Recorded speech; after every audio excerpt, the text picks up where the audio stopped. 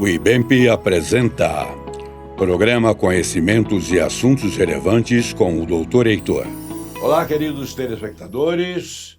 Voltamos com o programa Conhecimentos e Assuntos Relevantes. Mais uma vez, mais uma semana, mais uma experiência agradável com pessoas inteligentes aqui, todas elas melhores, muito melhores do que eu, até porque eu sou mais ou menos só. Vamos falar hoje sobre gigantes na Terra. Isso não é questão só de ficção, não, de filmes lá de Hollywood ou, né? Ou lá da Ásia, né? Só que quando eles fazem um filme sobre gigante na Ásia, no Japão, o cara tem 1,10 m, é o gigante de lá, né? É o gigante de lá. Não é isso, não. A coisa é uma mistura de ciência, de ontologia, de coisas bem antigas mesmo, inclusive com um respaldo muito grande, muito bem fundamentado na Bíblia, que é o livro mais sério que nós temos na humanidade e que apresenta essa situação bem interessante que nós estamos dispostos a conversar sobre ela hoje. Não vamos bater martelo, não vamos fixar posições absurdas, porque não se trata disso, não é? É uma coisa que existiu, é bom conhecermos, porque tudo aquilo que existe, cuidado que um dia poderá vir a ser de novo, certo? Porque as condições todas na Terra estão aí, genéticas, climáticas, etc. E isso pode ocorrer outra vez. Eu não estou ameaçando ninguém. Se você vir um gigante esta noite, à noite pode ser o seu sonho, tá? Desde que o gigante não seja eu. Paulo Zarro, nosso hebraísta de plantão, professor de hebraico, autoconhecedor de grego também, não mais do que eu, mas ele conhece bastante grego, né? Foi diretor de faculdade teológica, professor universitário, meu amigo. Não é bonito, porque bonito aqui somente eu, no caso, né? Mas, Paulo, bem-vindo, tá? Privilégio ter você aqui de novo. Prazer todo meu, pastor Heitor, Elan. Muito bom estar com vocês aqui nesse programa, mais uma vez, para compartilharmos um pouco daquilo que aprendemos e também poder compartilhar a respeito das nossas ideias e também desse assunto tão importante que é sobre os gigantes na Terra. Elan, professor de história, um homem das ciências humanas, também dirigente de uma igreja, um pastor também, tem cara assim de filósofo, né? O único problema que está destoando aqui é que o cabelo branco está no Paulo Zarro e a barba está em você. Deveria estar tudo branco em um só, porque viraria o Papai Noel, que já está aqui, inclusive, de plantão. Barba de Arão. Barba de Arão, né? Privilégio ter você aqui de novo. Muito obrigado pelo convite, estou muito feliz novamente e é sempre bom estar com vocês. Muito bom mesmo. Meus queridos telespectadores da TV Ágatos, redeagatos.com, TV Ágatos, né? Ágatos Play, a nossa TV. Estamos numa nova fase, numa nova era, uma nova época. Esse programa começou na época que nós transmitimos pela RBTV. E eu gosto muito desse programa por um simples fato, é o único no Brasil, na TV brasileira, que traduz esses assuntos, traz esses assuntos de uma forma especulativa, de uma forma também interativa. São entrevistas interativas e contributivas. Nós não batemos o martelo, nós não fechamos as ideias, estamos aqui para aprender também. Temos um privilégio. Qual é o privilégio? Somos aprendizes antecipados, estudamos, nos informamos para trazer coisa boa para vocês. Gigantes na Terra. Gigantes sim. Primeiro bloco, né? Como diz o pessoal assim mais antigo, né? Primeiro bloco, né? Não faz muita diferença. Primeiro bloco, vamos buscar um pouquinho lá na Bíblia. A Bíblia, Paulo Zarro, a Bíblia fala de gigantes? Fala de gigantes. Podemos acreditar que tem esses gigantes? Eu acredito piamente que existindo gigantes. Existem 3 ramos importantes que a Bíblia cita a respeito dos gigantes. Mas é interessante a gente falar primeiro sobre essa expressão que Gênesis, capítulo 6, versículo 4, fala sobre filhos de Deus, né? Então, alguns entendem que esses filhos de Deus seriam esses anjos caídos, da onde surgiram os gigantes chamados nefilins. E é interessante a gente fazer uma observação que Gênesis, capítulo 6, versículo 4, quando fala em filhos de Deus, e Jó, capítulo 38, versículo 7, quando fala também em filhos de Deus, ele usa a expressão hebraica Benai Ha-Elohim. Benai Ha-Elohim. O Ben é uma palavra hebraica que significa filho. Filho.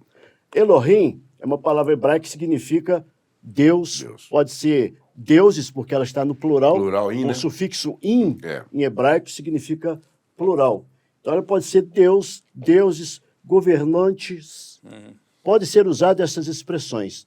Mas quando fala assim que os filhos de Deus tomaram os filhos dos homens, nós temos duas concepções, que os filhos de Deus seriam esses anjos decaídos, e desse relacionamento surgiram filhos gigantes. E esta expressão, filhos de Deus, é a mesma expressão em hebraico, Benai Ha-Elohim, que dá a ideia do Ruió, Ruiu Tuteu, em grego, Em grego. que é o genitivo, que é o português chamado a possessão, a ideia de que é filho de alguém, é algo de alguém. Então, quando fala Benai Ha-Elohim, então os filhos de Deus podem ser esses. Há uma outra corrente também que diz que seriam filhos de Deus, como os homens são, mas aí já é outra concepção. Nesse mesmo terreno aí, Elan, o que você discorda ou não discorda, concorda ou sem corda, de qualquer maneira, o que fica por aí? Tem assim, eu andei pesquisando sobre o assunto, tem um autor chamado Walter Kaiser, que ele cita 3 possibilidades, que seria um anjos caídos, o pastor falou muito bem, outro seria filhos de Sete, descendente direto de Adão, que seria o herdeiro, né?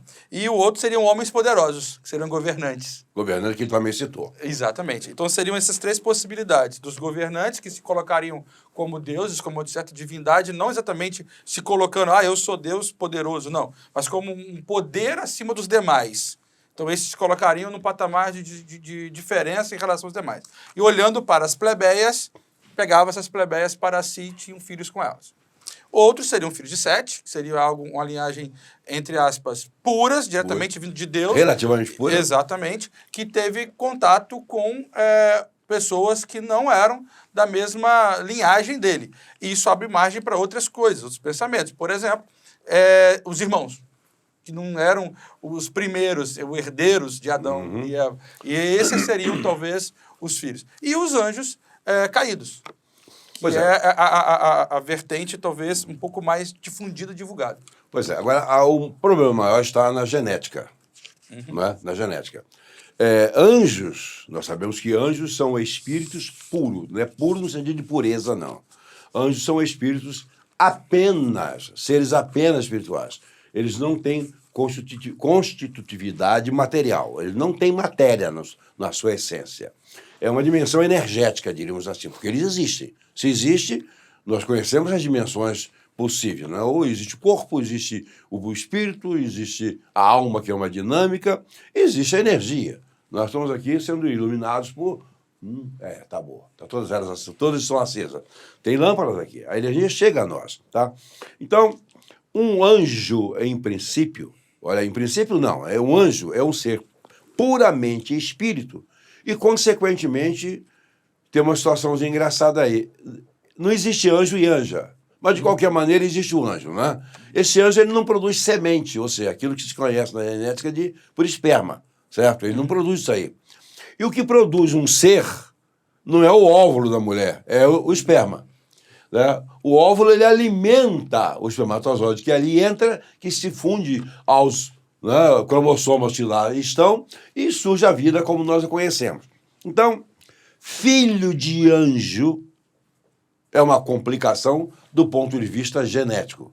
E do ponto de vista, digamos assim, da multiplicação, desnecessário naquele contexto, porque Deus já havia criado o homem, dele tirou a mulher, e a humanidade já estava constituída, não era uma necessidade, diríamos assim, para estender. Então, essa é uma dificuldade que eu tenho, de entender que possa ser filho de homens, de anjos, no sentido de anjos puros. Mas pode ser perfeitamente filho de Sete, descendente de Sete. Quer dizer, a tomada da ideia de uma descendência de Deus, ou constituída, ou tomada por angelical, até porque a figura de deuses, governantes como deuses, sempre existiu. Né? O faraó era um deus, era considerado. Isso se arrastou até a idade antiga, quando Os governantes romanos eram Augusto. Augusto é o quê? Deus. Né? Lá na América do Norte, no México, lá estavam índios, onde tinha, acreditavam que aqui na América do Sul tinha lá o Inca, que era filho do Sol, o Sol era o Deus, ele era filho de Deus, consequentemente ele era uma divindade. Então isso é bem provável que seja por aí. O nosso objetivo aqui não é resolver esse problema. Os sábios ainda não fizeram, nós que somos apenas sabidos, não vamos fazer. Exatamente. É interessante dessa situação que eu usei as duas expressões, tanto de Gênesis quanto de Jó, capítulo 38, versículo 7, porque ali o texto bíblico fala da reunião de Deus com os seus filhos. Os seus filhos. Então, essa mesma expressão refere-se, então, a esses filhos de Deus. Eu não estou afirmando em Gênesis, capítulo 6... E nem em Jó, né?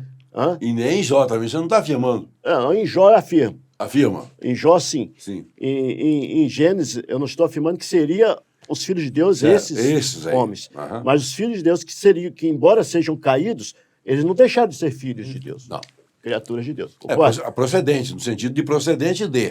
Exatamente. Então, essa ideia do genitivo é procedência de. Exatamente. Não tem nada a ver com esse conceito cristão de filho de Deus hoje, que nós temos aqui. Não tem nada a ver com isso. Porque aí os filhos de Deus, depois no genitivo, o tuteu já é em Cristo já é outra Jesus. Coisa. Os que seriam esses anaquins, os dois, vocês já colocaram mais ou menos, os nefilis, esses primeiros desapareceram, né? Provavelmente todos foram aniquilados, provavelmente não, né? Dentro da lógica bíblica, eles foram aniquilados no dilúvio. No dilúvio. Não sobrevive. Né? Todos morrem, sobrevivem aqueles que estão na arca. Né? Os que aparecerão depois, os gigantes que aparecerão depois, serão uma outra espécie de raça. Não seria dos mesmos nefelins. Até poderia ser, caso as noras, digamos assim, de Noé tivesse vínculo consanguíneo com eles. Porque elas trariam a genética para a concepção dos seus filhos lá na frente. Que é muito provável. É muito provável, porque aí sim, porque a genética ela não se extingue. Tá? Claro que ela é dominante durante um certo período, mas lá na frente você pode já se viu casos estranhos de um casal de pessoas brancas, marido e mulher, tem um filho negro, tá? E foi semeada uma crise, né? Aí vamos verificar, puxou um conjunto de elementos que define a cor, predominantemente do negro, e saiu preto puro. Isso não é preconceito, estou falando apenas um quadro genético puro. Mas como é que pode? Né? Como é que pode acontecer? Acontece, porque isso não é um acidente, isso é uma combinação. Né? É uma combinação. Interessante, Heitor, sobre nefilins, por exemplo. Nefilins, ela vem da palavra hebraica nefal. Aí já tem o in, sufixo in hebraico de novo. Nefal significa caído. Por isso que é a alusão lá àquela expressão, aos filhos caídos. Né? Então, nefilim significa nefal. Com o sufixo in, passou-se a nefilins, então seriam caídos. Mas os nefilins eram pessoas poderosas. Dá essa ideia de pessoas poderosas, pessoas fortes e de grandes estaturas. Essa expressão, que em hebraico que vai trazer esse significado de caídos, então nascidos, crescidos, corrompidos e caídos. Então, esses nefilins, essas ideias, traz toda essa ideia sobre esses gigantes. E eles, na realidade, dominavam a terra. Os nefilins eram tão importantes, tão nessa ideia de gigantes, que eles estão diretamente ligados com o dilúvio. Quando a gente falou agora há pouco, o Elan citou. Então, veja só, quando veio o dilúvio, o castigo de Deus, ou a solução de Deus para o problema da raça humana, não foi só pela maldade dos seres humanos, mas foi também uma proteção de Deus, por isso que tem aquele problema, né, que a gente estava citando agora há pouco, mas também foi uma proteção de Deus à própria raça humana, com a destruição dos nefilins. Então isso é muito interessante a gente trazer à baila nesse assunto, certamente, porque nessa nossa concepção, pelo menos na minha em especial, os nefilins, eles desapareceram por Desapareceram total ali. na época do dilúvio. Bom, o fato é que eles existiram, esses, em particular, desapareceram, a genética possivelmente ficou, se for o caso, eu não estou dizendo que eu não sou um geneticista e eu não estava lá naquela época, entendeu? Também não fui convidado lá para prestar assessoria a ninguém lá, então não sei. Mas, falando de gigante, tem um tal de um rei de Bazã. Esse camarada aí, Elan, esse camarada era meio grande, não era? 4 metros de altura, aproximadamente. Se formos colocar um côvado de 0,66, ele seria em torno de 5 metros e 60 e alguma coisa. Mas a Bíblia fala de um sarcófago de 4 metros. Então, 4 metros. Não caberia 5 metros e meio no sarcófago de 4 metros. E 1,5 metro de largura. Era uma caixa bem grande, né? É interessante que se você for olhar a estrutura física, por exemplo, Nefelim, se você procurar na Bíblia ou outros estudos, você não vai encontrar um tamanho exato. Os Anakim você vai encontrar em torno de 4 metros, 3 metros. Agora, esse rei, ele tinha uma caixa muito forte. Então, o poder dele, a imposição que ele tinha perante os demais, era de botar medo. Qualquer um de nós teria medo de um cara de 4 metros eu não, com uma caixa torácica gigante. É extremamente grande, extremamente grande. E a Bíblia fala em Deuteronômio 3:11, né? Porque só Og, o rei de Bazã, e interessante que Moisés, né, consegue derrotá-lo. O povo de Deus consegue derrotá-los. Depois que o outro rei, Seom, morre, em outra batalha anteriormente. É uma coisa muito bonita, porque a gente lida com fatos, a gente lida com ciência, a gente lida com genética, e a Bíblia traz tudo isso de uma maneira fantástica. Ela não exclui nada, levando em consideração a possível dificuldade das pessoas entenderem. Não, ela coloca tudo. Se virem, descubram onde é que estão as bases e as raízes dessas coisas. Voltaremos já no próximo bloco falando sobre gigantes na Terra. O IBEMP, Instituto Brasileiro Evangélico Memória Pastoral de Caráter Filantrópico, associou-se ao Banco Santander, que administra fundos financeiros, e criou um plano de investimentos com alta rentabilidade.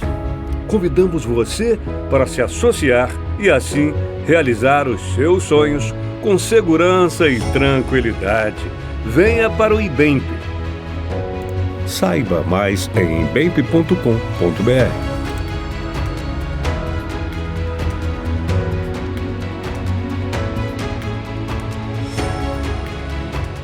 O IBEMP apresenta Programa Conhecimentos e Assuntos Relevantes com o Dr. Heitor.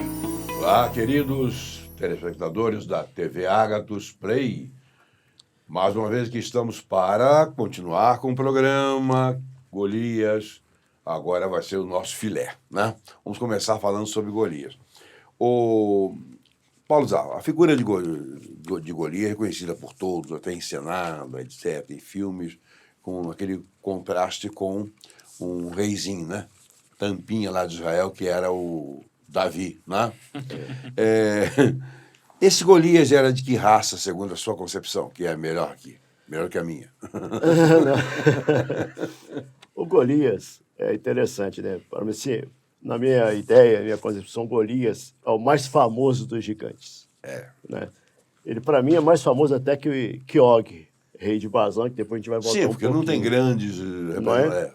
Então, Golias, a Bíblia fala que ele media... A Bíblia fala em côvados, a questão de medidas. Então, ele fala de 6 côvados e 1 palmo para Golias. Vamos considerar a média do côvado, tá, Ilan? Você falou um pouco que ele seria um pouco maior, mas considerando 45 centímetros, com 1 côvado, que é a média que o pessoal dá. Então, 45 vezes 6, o pessoal que é bom de matemática vai dar o quê? Eu não sou bom de matemática. 6 vezes 4, 24, 6 vezes 5, 30, 2,70 metros só, se fosse 6 côvados. Mas tinha mais... 6 côvados e mais 1 palmo. Botar mais 20 centímetros. Então, seria um cara de 2,90 metros. Até 3,5. Entre 2,90 a 3,5. Esse camarada chega forte. Esse camarada com essa altura toda, partindo do pressuposto que o povo hebreu não era muito alto, o povo de Israel não era muito alto, o mais alto da época era o rei, que na época era Saul, que não tinha 2 metros, então tinha 1 metro a mais em relação a todos os outros.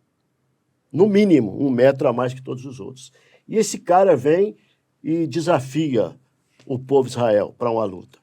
E outra coisa interessante era que, na hora da guerra, os melhores guerreiros saíam a guerrear primeiro. E ali se disputava a guerra. Se o gigante Golias ganhasse Davi, teria acabado. a guerra acabava e Israel era derrotado. Mas aconteceu o contrário, conforme a gente sabe a história. Mas o Golias, ele era de outra linhagem. Ele não era, na minha concepção, da linhagem dos nefilins. Ele era dos refaíns. Os refaíns viviam na região de Amon. Amon era descendente de Ló, com a filha mais nova de Ló. É uma questão interessante dessa da Bíblia, porque... Olha aquele gancho, né? Então, aí vem essa questão, né, de situações da genética para os gigantes. Possíveis. E esses gigantes, então, os refaíns, eles se refugiaram nessa região montanhosa, e Golias significa exilado. Então, ele saiu da região montanhosa de Amon e foi para a Filístia. Por isso que ele é chamado guerreiro filisteu. Ele não era da Filístia. Ele não era filisteu. Por isso, ele era exilado, estava na Filístia. Se fosse no dia de hoje, ele teria ganho, né? A cidadania da Filístia. Que já existia naquela época, de já alguma existia. maneira. E aí, ele foi e fez dessa parte, por isso que ele foi lutar para os filisteus. Mas ele era de outra linhagem, na minha concepção, dos refins. E Golias tinha, sendo os mais famosos gigantes, ele tinha mais irmãos que também eram gigantes. Que também eram gigantes. Aí é a questão da genética, né?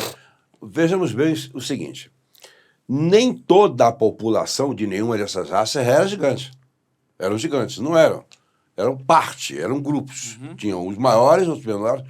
A média das populações daquela época, tanto quanto hoje, não é de gente muito alta, certo?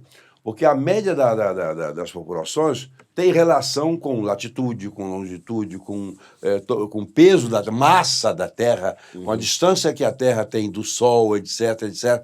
Tudo isso sempre foi assim. Influencia. Tudo se influencia, tá? Tudo se influencia. Mas, na verdade, que ele era um belo gigante, né? Ele era arrojado, etc. Mas na maior parte das pessoas que tem gigantismo, seja lá a procedência da situação, elas têm fragilidades. Por que elas têm fragilidades? Porque a estrutura óssea, ela se desenvolve proporcionalmente. Se desenvolver demais, fragiliza num ponto ou no outro. As células ósseas, elas se multiplicam como quaisquer outras células, certo? Mas para as extremidades, elas vão perdendo a rigidez até um ponto de virar apenas cartilagem. Né? Cartilagem, na verdade, é um subproduto final, diríamos assim, dos ossos em certos lugares. São necessários. Não estou dizendo que a célula da cartilagem seja a mesma coisa da célula óssea. Né? Mas um camarada com, sei lá, 3 metros, 4 metros de altura, etc., será que a estrutura craniana dele tem a mesma resistência da cabeça dura que nós temos? Não tem. Não tem. É provável. É provável, né?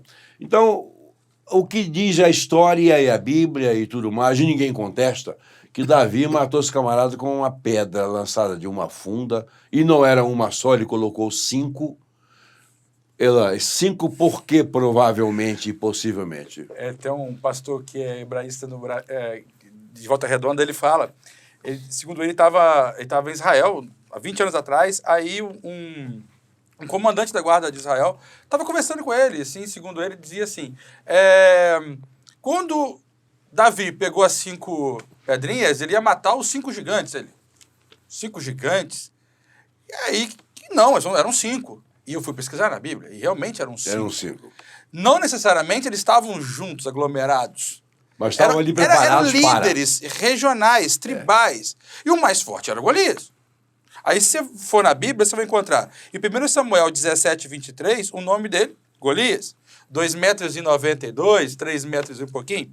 2 Samuel 21, 16, fala o nome de outro, Isbi-Benob. 1 Crônicas 24, diz Sipai, o nome do cara. 2 Samuel 21, 18, Safi. E o 1 Crônicas 25 diz que é Larmi. Então era um para cada um, se caso Fosse os necessário. demais fossem para a frente de batalha. Então, ou seja, e todos esses vinham de uma região filisteia que seria Gate, o que seria Gaza de hoje. É. Aquela região ali. Esses caras, na realidade, esses gigantes, esses outros 4 gigantes, na realidade, segundo alguns estudiosos, falam que esses eram os irmãos de Golias. Sim. É. Um deles era Então, Sipai, Então, presume-se que, na realidade, os 5 estavam ali, na batalha. Estavam na ali- batalha. É. Por isso, das 5 pedras. Tá certo. Agora, vejam, o que me impressiona é que Davi pegou 5, até autoconfiança assim na China. Com a primeira eu acerto um, depois eu acerto outro, acerto outro. Mas ele era bom nisso. Ele era um excelente atirador com aquele negócio. E o incrível do povo de Israel, até hoje, a maneira como eles falam acerca do assunto é como se nós estivéssemos falando de café com leite, arroz e feijão. Mas a é- naturalidade da realidade que eles vivenciaram vivenciam, e vivenciam da própria história. Aquilo é incrível. axiomático, ou seja, não precisa Tem explicar, dúvida. não tem dúvida. Não tem Tá dúvida, resolvido. zerada a dúvida. Tá Na resolvido, verdade, né? era a proteção deles, especialmente de Davi. É. Ele era um pastor e Exatamente. ele precisava, Ele era bom no negócio. Sim, ele precisava especialista. ter uma arma que protegesse as suas ovelhas dos caçadores, predadores naturais. Então, essa arma, eles eram, na realidade, existia uma tribo em Israel que era exímio atiradores de funda, no caso, que era... Há uma arma de referência nada. até, não em relação à funda, mas à flecha. O cara seria capaz de atirar uma flecha, não sei, acertar num determinado ponto, mínimo, né? O cara vai ser bom assim na China. Davi era tremendamente confiante. Em si, sim, mas também em Deus. Ele tinha essa manifestação de confiança de que ele iria em nome do Altíssimo e resolveria a parada aí. Não é esse o nosso objetivo aqui, mas a verdade é que ele era confiante. Ele era confiante. Exato. Só para o Golias, na realidade, o Davi o chama de incircunciso. Ele não era judeu, ele Não era judeu. A circuncisão era a marca do povo era a de Deus. marca do poder de E Deus. quando ele vai e fala, e aí, o incircunciso, ele não tinha condição nem poder nenhum para poder Diante. ficar falando de Israel ou Uhum. de Deus. E Golias estava fazendo exatamente isso. Referência a outro Deus, inclusive. Exato. Então o Golias estava, na verdade, desmerecendo, desonrando, afrontando, Blasfemando, tá? blasfemando, não o povo de Israel, mas sim a Deus. Então, Aí Davi chega, ficou ruim, Você é né? um incircunciso de coração é esse? Aí não deu certo. não Mas deu o que eu quero dizer certo. também é o Foi em nome seguinte, de um camarada com esse tamanho, com uma possível fragilidade, e existe fragilidades interessantes. Existe um defeito congênito que não permite que os ossos do crânio sejam fechados totalmente. Isso chama-se encefalocele, é uma hérnia de encéfalo. Porque ele acerta uma pedra, essa pedra crava. Em condições normais, uma pedra não crava na testa de ninguém, que é tremendamente resistente. O corpo humano foi produzido, o encéfalo foi produzido para proteger o órgão mais importante, o órgão vital que determina e comanda tudo. Sim. Tudo. Claro que o coração também está muito bem guardado dentro do tórax, mas não existe nada melhor guardado no ser humano do que o encéfalo. Exatamente na frente. Aqui atrás nem tanto, mas aqui na frente, que é o para-choque, é muito duro. Uma pedrada aí, a pedra cravando, ele teve um traumatismo craniano. Ele não morreu com a pedrada, ele caiu. Davi foi lá, pegou a espada dele e o matou com a própria espada, né? Ou seja, matou o camarada lá embaixo. E ele faria isso com todos os outros, tranquilamente. Corroborando essa ideia, é interessante, porque na hora que Davi acertou a pedrada na testa de Golias, E cravou a tendência era que Golias fosse para onde? Para trás. atrás. Mas ele foi para frente. Então, Golias caiu de frente, ele não caiu para trás. Então, a situação é muito importante, porque traz essa alusão que você está falando. Você está falando essa. E aí, na hora que ele caiu ainda com vida, só que naturalmente muito grogue. Davi foi lá, pegou a espada dele mesmo. De Golias mesmo. E... Foi muito bom, muito bonito. Bom, o que a arqueologia diz aí, Elan, a respeito da estatura? Há uma referência aí a mais ou menos 5.500 anos antes, que seria muito elevada, etc. Mas isso não é uma coisa confirmada, né? Não. Se a gente for buscar informações arqueológicas, a Suméria, na região da Suméria, que é entre os rios Tigre e Eufrates, a Mesopotâmia, o Iraque de hoje, né? A palavra Mesopotâmia significa no meio. No meio de dois rios, Tigre e Eufrates. Não eram de estatura grande. Não era. Então, ou seja, se a condição de pessoas com um grau elevado de tamanho era muito proporcional para aquela região. Então, por isso que chama tanta atenção a própria questão da altura dessas pessoas que a gente acabou de citar. Mas existem estudos que, na década de 50, a construção de uma estrada na região da Turquia, interior da Turquia, encontraram algumas ossadas com fêmur bem grande, que gera essa possibilidade real, física, de terem vividos naquela região homens com estatura bem grande, a ponto de serem chamados de gigantes. O fêmur medindo mais de 1 metro, já é... Só o fêmur. Já é algo de... É mais da metade do meu tamanho todo. Então, a gente tem essas descobertas que vão corroborando esses escritos. Que vão comprovando, não é narrativa, mas comprovando a própria história bíblica, os próprios relatos bíblicos. E isso é muito importante para nós que acreditamos na palavra de Deus, na Bíblia, a palavra de Deus é inerrante, viva e eficaz, é muito importante. A arqueologia é uma das ciências que mais contribui para a divulgação, para a crença e para a importância da Bíblia como palavra de Deus, como a verdade. Isso é muito bonito, porque quando os cientistas tendem a fugir do que a Bíblia afirma e vão pesquisar, eles acabam confirmando. Né? Isso aconteceu com aquele livro que nós... e a Bíblia tinha razão. E a Bíblia tinha razão. Né? Aliás, o cara nunca se converteu a nada, ele apenas disse que a Bíblia tinha razão, porque foi o que jorrou no peito dele, foi verdade. E nós também não estamos aqui falando de religião, estamos falando de ciência de fatos. Vamos encerrar com um gigante de 4 dedos. Esse cara é de onde? Esse cara... Num computador atual é uma beleza. Era da mesma região ali, onde estava Golias. Né? E ele era também guerreiro filisteu. E numa guerra posterior à guerra de Golias, porque os filisteus não foram derrotados de todos ali na época de Golias. Então, esse gigante de 24 dedos, ele era um guerreiro filisteu, e a Bíblia fala a respeito dele que ele era não dá o nome dele, mas ele fala que ele era uma pessoa, um gigante extremamente forte, de grande estatura, e ele foi morto por Jonatas. Jonatas era filho de Simeia, que era sobrinho de Davi. Simeia era filho de Zeruia. Zeruia era uma das irmãs de Davi, filho de Jessé, fora do casamento. Então, esse gigante de 24 dedos, ele é citado lá em 2 Samuel, certo? Capítulo 21, versículos entre 15 e 22, quando fala das guerras de Israel com os filisteus, da guerra de Israel contra a Filístia. Bom, o camarada com 25 era ótimo para furar os olhos. O cara tinha 6 dedos em cada mão, 6 dedos em cada pé.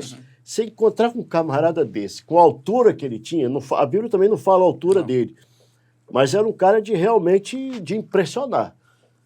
E o sujeito pequeno, sem um 42, né? Não, 45. Sem 45. Para poder dar no peito dele, na boca dele, era muito complicado. E as guerras e as lutas, naquela época, eram lutas corporais.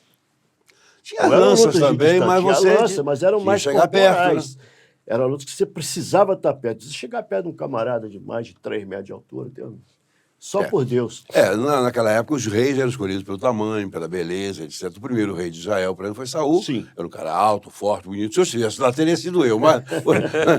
Entre nós aqui, certamente você é maior, se a expressão fosse Não, o maior essa. seria ele, né? Vamos descansar um pouquinho, voltamos já com mais um bloco. O IBEMP, Instituto Brasileiro Evangélico Memória Pastoral de Caráter Filantrópico, associou-se ao Banco Santander, que administra fundos financeiros, e criou um plano de investimentos com alta rentabilidade. Convidamos você para se associar e, assim, realizar os seus sonhos com segurança e tranquilidade. Venha para o IBEMP. Saiba mais em ibemp.com.br.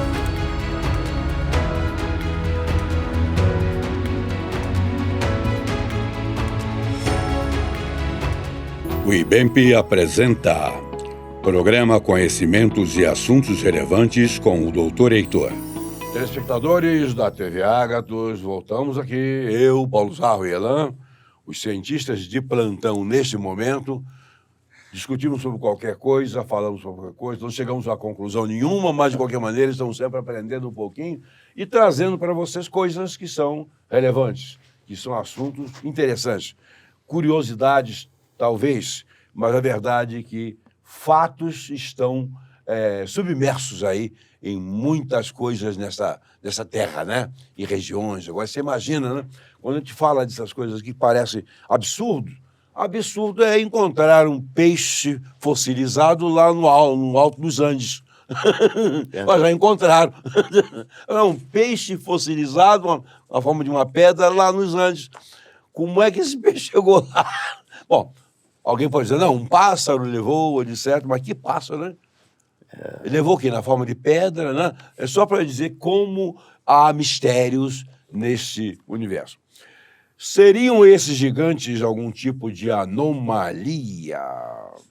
Existe a chamada acromegalia. Paulo Zarro, isso aí pode ser. Até porque pode ser que eles tenham chegado à condição de gigantes por causa de uma situação qualquer. Mas que chegaram. A acromegalia seria viável, Paulo Zarro? Olha, na realidade, eu particularmente acredito que não. Que não. Porque a acromegalia, ela é uma doença.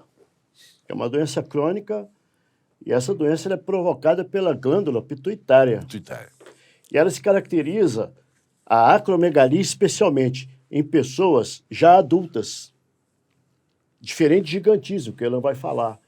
Então, essa acromegalia, o que ela é?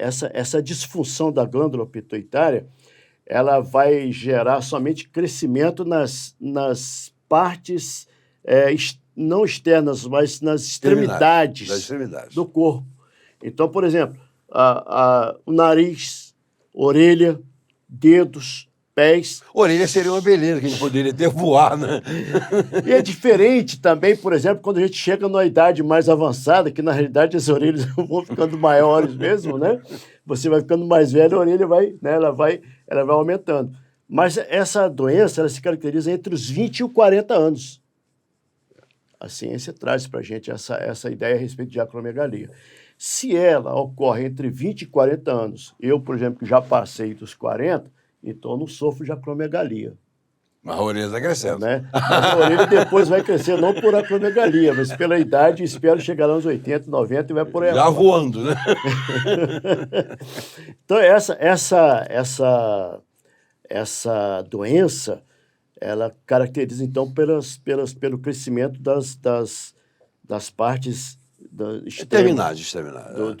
Eu acho uma injustiça, porque a gente vai ficando velho, o cabelo da cabeça, o meu, por exemplo, é migrar. Esse cabelo é migrar. Eu não sei por quê.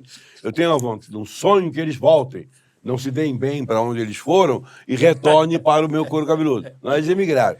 Mas onde eu não preciso, nasce. Nasce na orelha. É um tal de nascer cabelo na orelha. Eu estou sempre arrancando, está nascendo. Estou brigando com eles. Mas por que não nasce lá em cima, né? Mas para lá. Mas é interessante disso também, Heitor, que é o seguinte.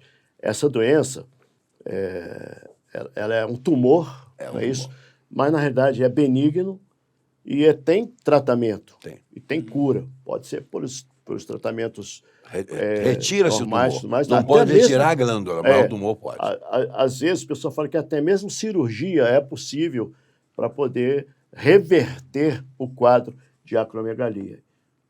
Acontece, existem, né, muitas pessoas com essa situação que foram feitos tratamentos. Se não tiver o tratamento, pode até morrer. Bom, e o gigantismo? Está na adolescência. Adolescência. A diferença básica É, seria essa. exatamente adolescência. isso. Falando de hipófise, pastor. É a mesma disfunção. É É a mesma. mesma disfunção. A minha esposa teve um tumor de hipófise. Ela teve um tumor de hipófise há um tempo atrás. E dela crescia a hipófise. Ela tava, duplicou o tamanho. A hipófise é o tamanho de uma ervilha. Fica mais ou menos nessa região. Nessa direção lá dentro. Exatamente aqui. E a cirurgia, se for feita, é pelo nariz, para quem não sabe.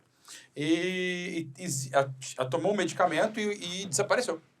Em 6 meses desapareceu dela, é benigno, né? Mas é um tumor e é preocupante se você não sabe. E muitas pessoas descobrem por acaso esse tumor.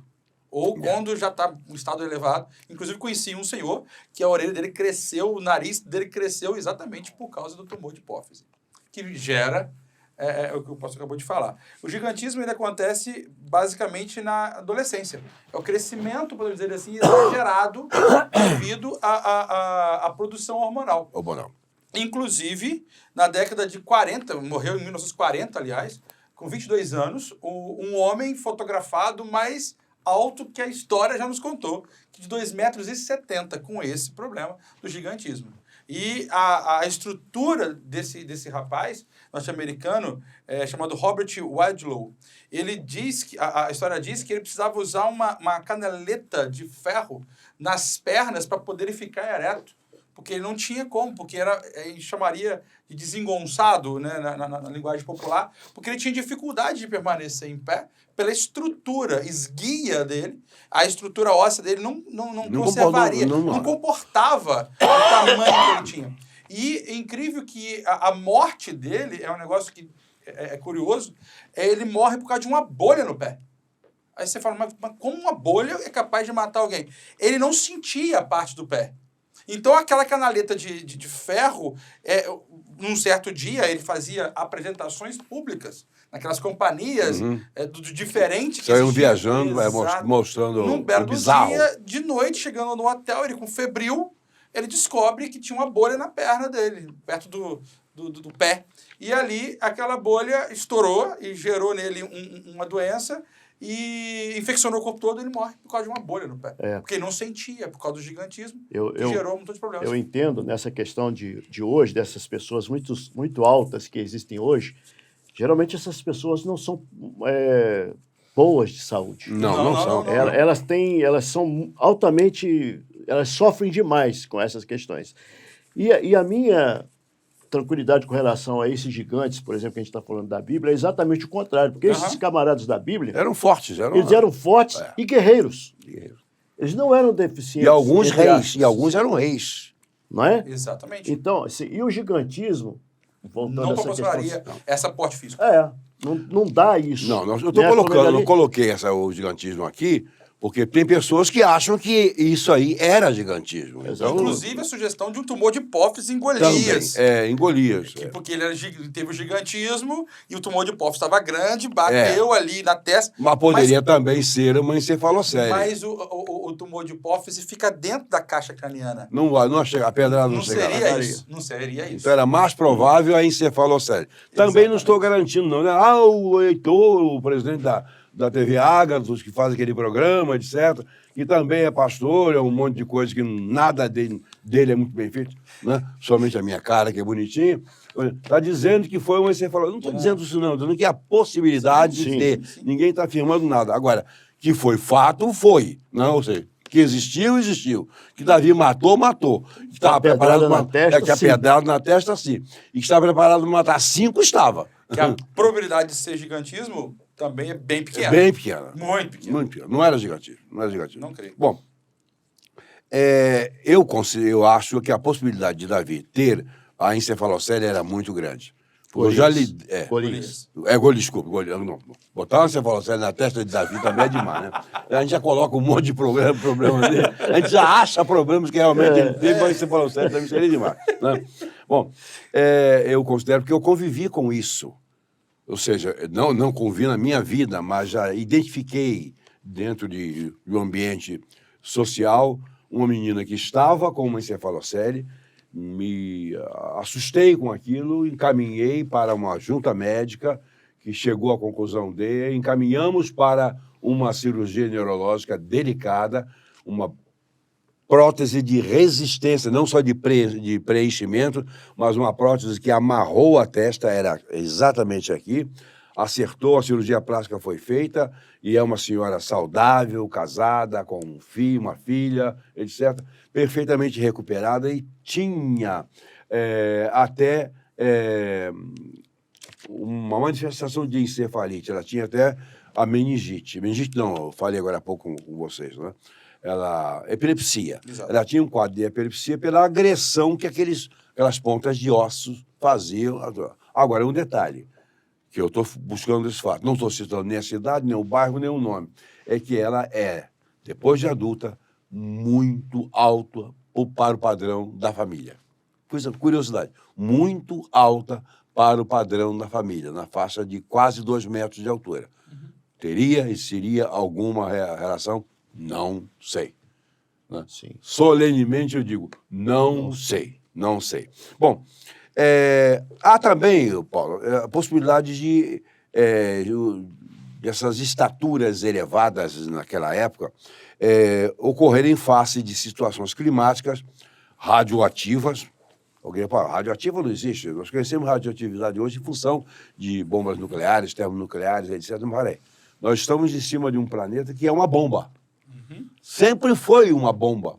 Tá? É fogo por dentro, água por fora, terra e água por fora. Mas, sim, radioatividade natural sempre existiu. Isso poderia influenciar. Tá? Agora, tem também aquilo, não, eram extraterrestres, vieram de outros planetas. Bom, eu desconheço porque os cientistas dizem que não existe um outro planeta no universo que possua vida como nós a conhecemos. Eu queria até descobrir para poder ir para lá, porque é meio complicado ficar por aqui. Né? Seres espirituais, não pelo que eles faziam. Ou esses gigantes, eles não estão do lado do bem, diríamos assim. Eles estão todos eles do lado de lá. Você já meditou sobre isso, Paulo? Então, falando em seres, se a gente trabalhar essa questão de seres espirituais, para mim seria tão somente os nefilins. Exatamente. Agora, os anaquins, os refaíns, não. Não. Mas também a gente não está afirmando. Não. Mas trabalhando nessa questão de espirituais, aí sim seriam os nefilins. Mas que também já foram varridos. Já foram varridos, Agora, a questão climática é interessante, porque a questão climática ela influencia, sim, na nossa estatura. E é interessante a gente observar. Por exemplo, a gente que acompanha e gosta de futebol, vamos jogar lá na altitude da Bolívia, lá, por exemplo. A gente aqui, brasileiro, sofre lá pra caramba. Como que é assim Você sofre, que eu nem vou jogar. Exatamente. A caixa torácica desses habitantes que vivem lá, por exemplo, em La Paz, ela é maior do que a nossa. Não só porque por causa da estrutura deles, mas por causa da questão climática. Necessidade de mais ar. Eles se adaptaram, ou seja, eles evoluíram, né? Nessa ideia de evolução, de adaptação, a gente tem que acreditar nisso. Agora, que isso traz assim, uma pessoa maior ou menor, também poderia influenciar em função da latitude. Eu tenho um amigo, não morreu. Na época ele era major da Polícia Militar de Brasília, ele foi a uma missão lá em Santa Cruz de la Sierra. E quando ele chegou no hotel, o gerente do hotel disse, vocês já tomaram o chá de coca? Ele falou, que é isso? Vou tomar chá de coca? Olha, tome o chá de coca. Ele, por que? Aí alguém falou, toma, que senão amanhã você não anda. Tá?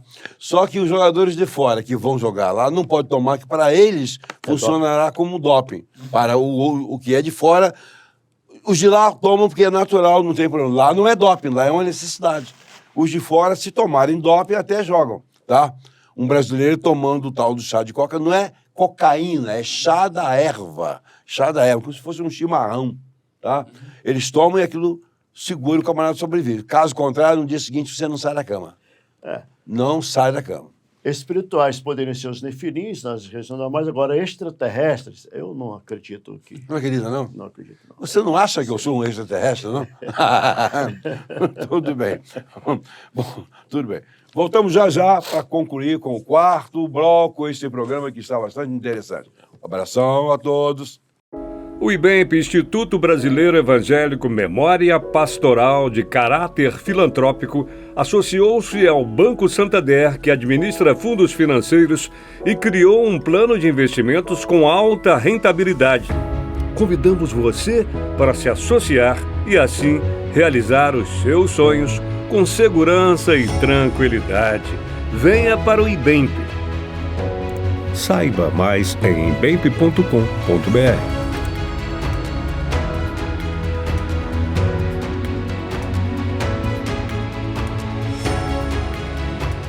O IBEMP apresenta Programa Conhecimentos e Assuntos Relevantes com o Dr. Heitor. Telespectadores da TV Agatus News, que pena, nós estamos indo para o último bloco. Seria tão bom que a gente pudesse soltar axiomas a respeito desses gigantes, mas não, só constatamos que realmente existe, né? Mas temos algumas coisas e agora será mais na área da especulação, né? Fatores latitudinais, gravitacionais terrestres poderiam influir? Sim, pode influir porque é natural. A gente vê casos curiosos. No mundo, constata-se os moradores das altas latitudes, latitude é a distância que vai do Equador até os polos, né? E longitude de um ponto qualquer até o meridiano de Greenwich, né? Então, a gente vê que o pessoal que mora bem para cima ou bem para baixo, lamentavelmente, a gente não tem esse muito para baixo, porque na região da calota polar, no sul, não tem ninguém, praticamente. Quem está lá trabalhando, cientistas, né? Não existe populações nativas por lá, pelo simples fato de que não existe um continente habitável, né? É gelo puro. Mas ao norte nós temos o Canadá, temos o Alasca, temos a Sibéria, que é aquele ponto lá em cima. Todo esse pessoal do norte tende a ser muito alto.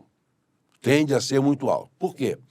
Porque a pressão da latitude favorece, ou seja, a gravidade é menor. Ele é menos atraído, porque ele é atraído no sentido longitudinal e não para o centro. Então, a massa do indivíduo é atraída para o eixo, para o centro do eixo da Terra, e não para o centro da Terra, não para o NIF, aquela região que se chama de níquel e ferro. Não é.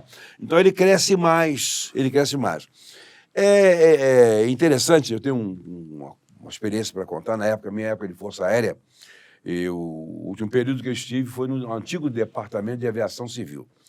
E foi alguém lá que foi aprisionar um avião com matrícula norte-americana, um avião pequeno, parece-me que era um Caravan, era, na verdade, um anfíbio, ele pousava na água e na terra, e o piloto era um missionário americano, mas ele era canadense, o camarada era canadense, e a serviço de uma missão de uma igreja americana que tinha no Brasil, pelo menos naquela época, uma filial, e aprisionaram o avião que estava ilegal com matrícula americana. E ele veio para o Rio de Janeiro e o brigadeiro, que era o diretor do departamento em que eu servia, mandou os dois para mim, para eu conversar com eles, para, enfim, verificar o que se poderia fazer pela liberação daquele avião, etc. Ele não cometeu nenhum crime, era só uma ilegalidade, uma infração. Claro que o avião foi liberado, etc, etc. E eu não era pastor, era estudante de teologia e servia lá. Recebi os dois, o americano que falava português, o canadense que não falava nada, mas eles estavam com as pernas cruzadas no sofá e o joelhinho vinha aqui. Tem alguma coisa errada nesse camarada. Mas quando eu olhei para os pés dele, eu digo, não tem alguma coisa errada, não. Tem tudo errado. Quando ele levantou para me cumprimentar, parecia que era um sapato 58, 60, alguma coisa assim. Eu vi que os pés dele eram pequenos em relação ao corpo, né? E esse canadense era engenheiro de Minas. Estranho, né? Um missionário evangélico, engenheiro de Minas, lá pelo meio da Amazônia. Também não estou falando mal dele, mas achei estranho. Mas era muito alto. o cara ultrapassava e muito esse que morreu lá, grande para chuchu. Canadense. A Argentina se encontra pessoas um pouco altas. Agora, há um detalhe. Quando a gente chega lá no Alasca, por exemplo, os povos que estão lá não são dali. Não são nativos dali. Nasceram e cresceram ali, mas eles são de outras raças, são normalmente orientais, você sabe disso. A gente sabe disso. Eles vieram do Oriente. Então, eles são naturalmente baixos. Mas os que são daquela região crescem muito. Quando você vem descendo na direção do Equador, vai aumentando o tronco e vai diminuindo a estatura. E, naturalmente, outras partes do corpo vão também se adequando, geralmente, a essa situação climática e latitudinal, etc, etc. Você acha isso interessante? Essa alteração? Você falou alguma coisa agora há pouco? Não, ela é tão interessante que a gente tem que crer dessa forma. Que essa, para mim, assim, a única forma de eu acreditar na evolução das espécies, nessa teoria... a evolução da espécie se dá dentro da espécie, não de uma espécie para outra. Adaptação. A evolução como adaptação.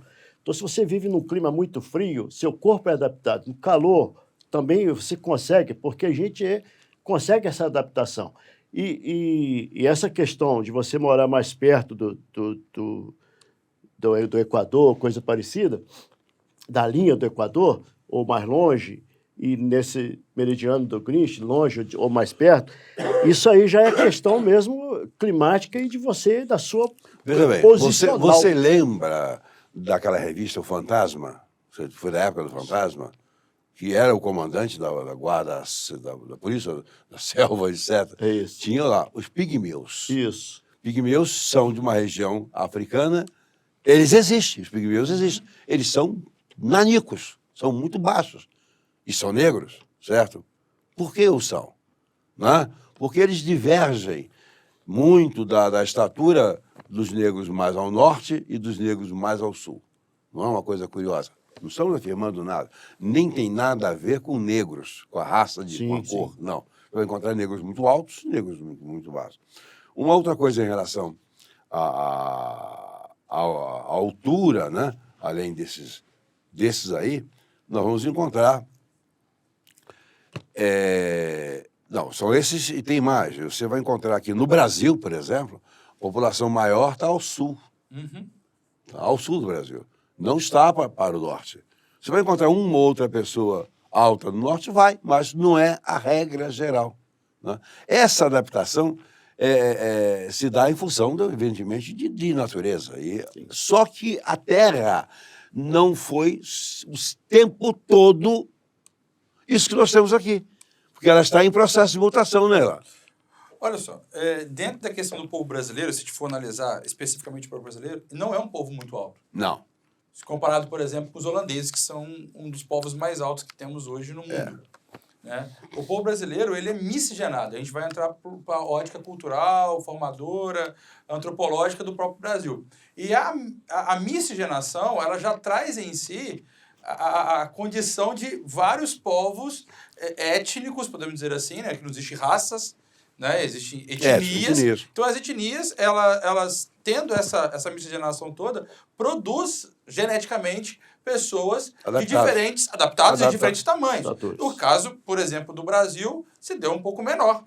Isso, e fora isso, também tem a questão socioeconômica, que a gente também não pode deixar de lado, né? A questão da economia de algumas áreas, a economia do interior do Brasil, por exemplo, e essa questão econômica faz com que algumas pessoas não tenham os nutrientes suficientes para poder... adequados para idade infantil. Então, são N fatores. Não existe um fator específico, se nós olharmos para o Brasil especificamente. Inclusive, os portugueses, que é da matriz formadora dominante, já eram, vamos colocar entre aspas, uma mistura étnica muito forte. Já era uma mistura étnica. Então, ou seja, aí você pega os índios brasileiros, que também não são altos...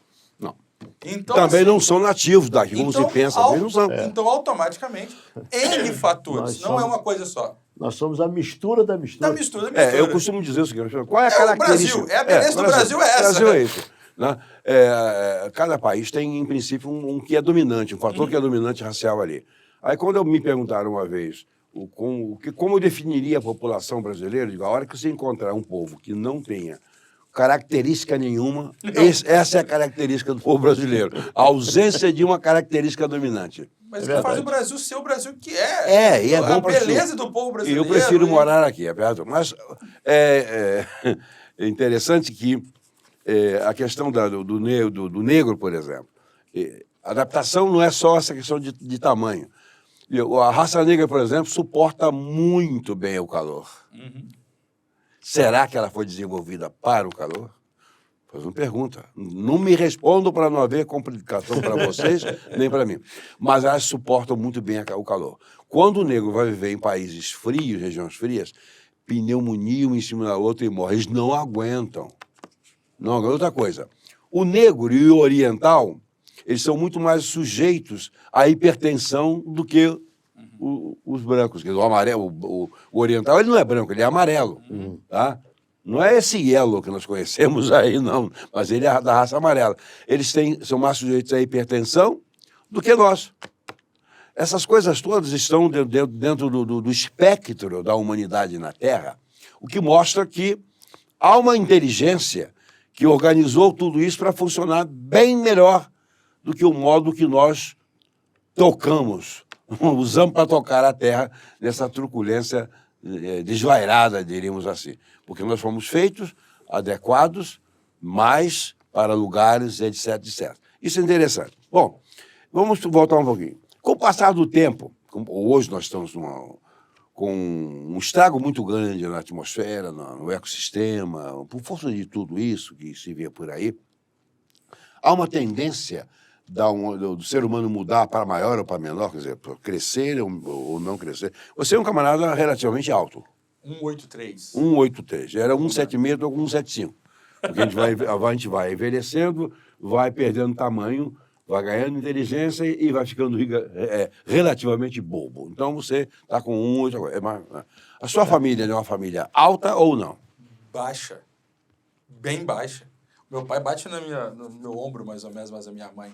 Mas eu tenho tios. Aí entra a genética novamente. A genética não tem como eliminar a genética. Não. Aí, mas sociocultural, ambiental. A genética influencia diretamente nisso. A gente não pode negar isso.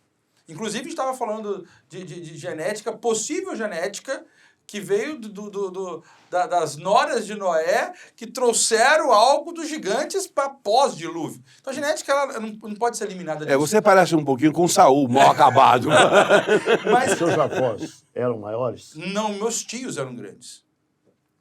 Porque na verdade, você não puxou dos seus tios. Você puxou das pessoas as quais eles puxaram. Exato. Exatamente. A ideia é que a genética assim, a nossa maior carga genética ela não vem necessariamente só dos pais, ela vem mais dos avós, dos antepassados. Então, por isso essa... E, inclusive, em termos que o senhor está falando que isso está diminuindo, não sei se vocês já perceberam, já tem estudos sobre isso, que futuramente as pessoas elas vão ter outra conotação de postura por causa da questão da internet. A postura vai ficar mais ou menos isso aqui. Ou seja, vai ter uma dinâmica diferente. Vamos voltar a ser primatas. Ou seja, tudo está mudando. Eu não creio que parou por aqui. Não vai parar, não vai parar, né? Mas, de qualquer maneira, vamos lá. Então, Paulo, para você, gigantes na Terra é um fato e não uma crendice. Para mim, sim. Um fato, né? E tinha razões de existir. Eles não existiram por acaso. Nada nesse universo é por acaso. Nada. Tem uma razão de ser. Seria o aspecto moral, seria para sobrevivência, né? Porque eles sobreviviam em um ambiente inóspito, muito diferente do que hoje, né? Do que os nossos índios hoje vivem, diríamos assim. Talvez por causa disso eles tivessem que... Assim, existem muitas histórias, né? Muitas lendas, muitos contos a respeito dessa questão dos gigantes. Mas, sim, uma das ideias é que os gigantes, na realidade, sim que eles existiam, eles não eram tanto ofensivos quanto a gente possa imaginar. Falava-se até que eles não eram nem carnívoros, eles eram herbívoros. Eles eram mais da paz. E eles eram dominados pelos homens mais baixos. E esses homens... Claro, qualquer lugar que o baixinho desse um soco, matava o outro, derrubava o que aconteceu? Aí veio a fome. E os homens privilegiaram a si e seus familiares e abandonaram, entre aspas, né, esses gigantes. E a conclusão, esses gigantes se rebelaram. Nessa rebelião dos gigantes, eles passaram a comer os alimentos dos homens e até mesmo Os próprios os próprios homens. E aí, Isso é velho, então, hein? Isso é velho, hein? então, essa conta de cola de gigantes, da violência dos gigantes. Então é interessante. São relatos que existem, mas dá para comprovar o quê? Na minha opinião, tão somente a existência, sim, de gigantes. Agora, para os Agora, o dois. que aconteceu, por que se transformou, daí já é... Agora, na Patagônia, parece que tem uma história aí de que foram encontrados vistos, etc. Elan, você que é bom. Eu vou deixar para o Ilan falar sobre essa questão de gigantes, mas antes de falar sobre os gigantes da Patagônia, não dá para a gente falar nisso sem falar do navegador. Fernão. Navegador Dias. português chamado Fernão de Magalhães. Fernão Magalhães. Né? Ele nasceu em 1480 e morreu em 1521. Você sabe a origem do nome dele, Fernão de Magalhães? Porque foi ele que identificou a constelação. Então esse navegador, ele empreendeu então essa viagem, essa expedição, e saiu de Portugal, chegou ao Brasil, ele chegou na Bahia nessa mesma expedição, sai do Brasil, passa margeando a Argentina ali e tal, e chega na Patagônia. Na Patagônia, o escriba, né? Aquele camarada que ficava registrando os acontecimentos da expedição. Secretário de bordo. Exatamente. O cronista. O cronista, né? É Antônio Pigafetta. Esse camarada registra... Meu parente. Eles avistam... Não pelo Pigafetta, mas pelo Antônio. Do barco, do navio, eles avistam a margem na praia, né? Eles falam assim, a história é essa, que eles contaram um cara gigante que estava dançando, que estava se alegrando e tal, aquela coisa toda. Eles pararam, poxa, que é isso? Que coisa estranha é essa? Então, eles desceram, eles aportaram, desceram, foram conversar e depois saem contando essa história lá na Europa. Os europeus aceitaram essa ideia. Os europeus compraram a ideia de Fernão Magalhães e seu cronista. Depois vem um navegador inglês. Sir Francis Drake. Exatamente. Esse navegador, com a sua equipe, com a sua expedição também, talvez por ciúme, um pouco de Fernão de Magalhães, eles diminuíram um pouco a estatura desses gigantes lá da Patagônia. Para 2 e 2.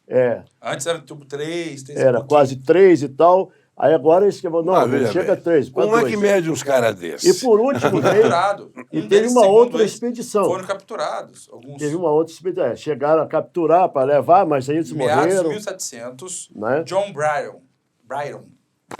Então, aí já descaracterizou totalmente essa ideia. Se for livros escritos, aquela coisa toda. Fernão de Magalhães foi um cara tão importante que tem o Estreito de Magalhães, que é homenagem a Fernão de Magalhães. E a constelação que recebeu... A constelação de Magalhães é relacionada a esse navegador português. Então, ele morreu com uma flechada nessa mesma expedição, logo depois da Patagônia. Será que foi um gigante que deu a flechada? Não, mas não foi na Patagônia. Ele já mais para frente, depois que eles foram embora da Patagônia, o cara veio, na hora que ele desceu de peito aberto, meteram logo uma flecha nele, ele morreu ali em 1521, 41 anos. Só que é o seguinte, 2,20 metros, hoje você não tem...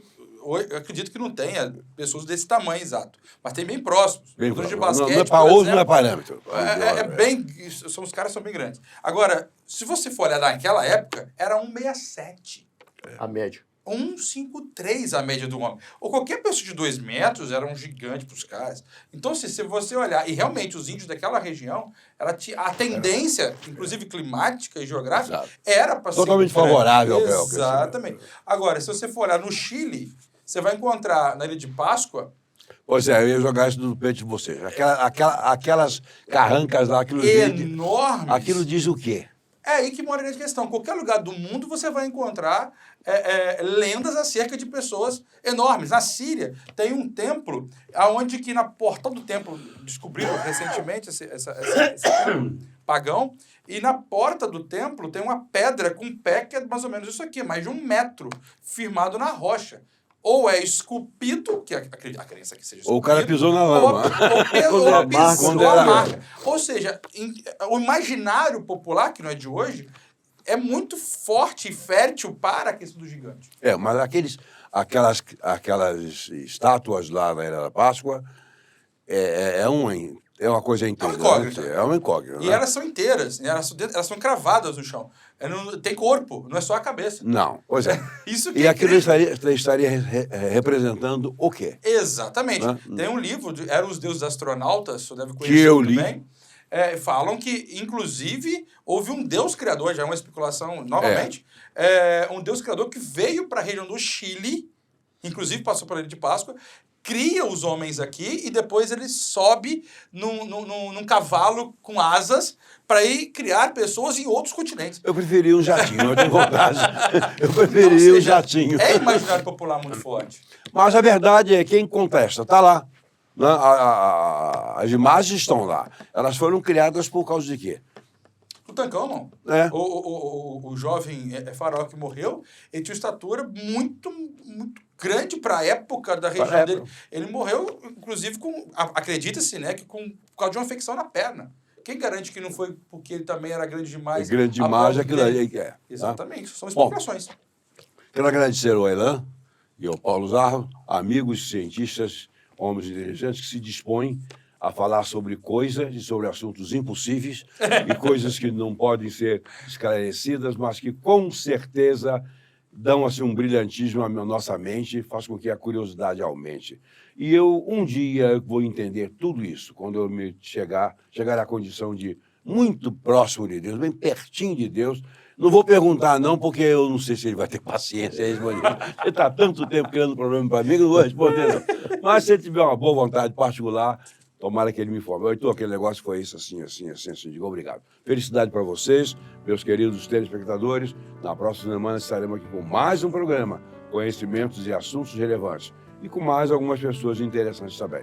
Felicidade a todos.